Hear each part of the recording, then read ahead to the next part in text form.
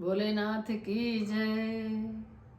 अरे डम डम डमरू बजवला गजब कई दिहलाए भोला, गजब कई दिहलाए भोला, गजब कई दिहलाए भोला।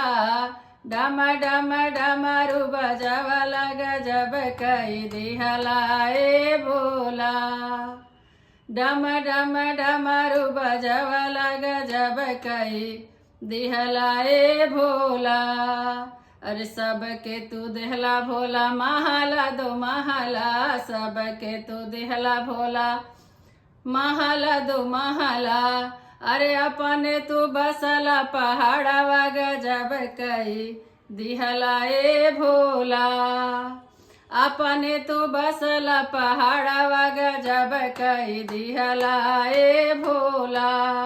डम डम डमरू बजवला गजब कई दिहलाए भोला, गजब कई दिहला ए भोला, गजब कई दिहलाए भोला। डम डम डमरू बजवला गजब कई दिहलाए भोला। सबके तू दिहला भोला, हाथी और घोड़ा, सबके तू दिहला भोला, हाथी और घोड़ा।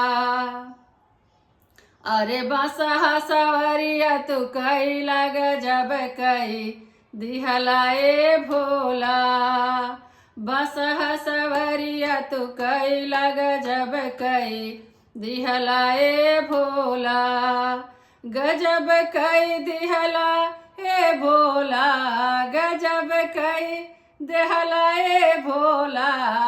डम डम डमरू बजवला गजब कई दिहलाए भोला, डम डम डमरू बजवला गजब कई दिहलाए भोला।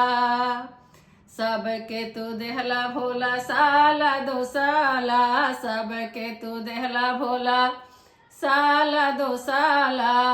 अरे अपने बाघांबर पहिरला गजब कई दिहलाए भोला, अपने बाघांबर पहिरला गजब कई दिहलाए भोला। डम डम डमरू बजवला गजब कई दिहलाए भोला, डम डम डमरू बजवला गजब कई दिहलाए भोला। अरे सबके तू देहला भोला, पेड़ा मिठाई, सबके तू देहला भोला, पेड़ा मिठाई।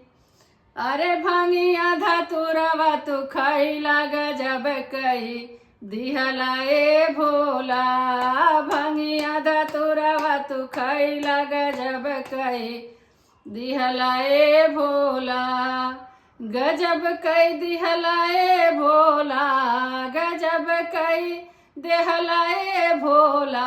अरे डम डम डमरू बजवला गजब कई दिहलाए भोला, डम डम डमरू बजवला गजब कई दिहलाए भोला।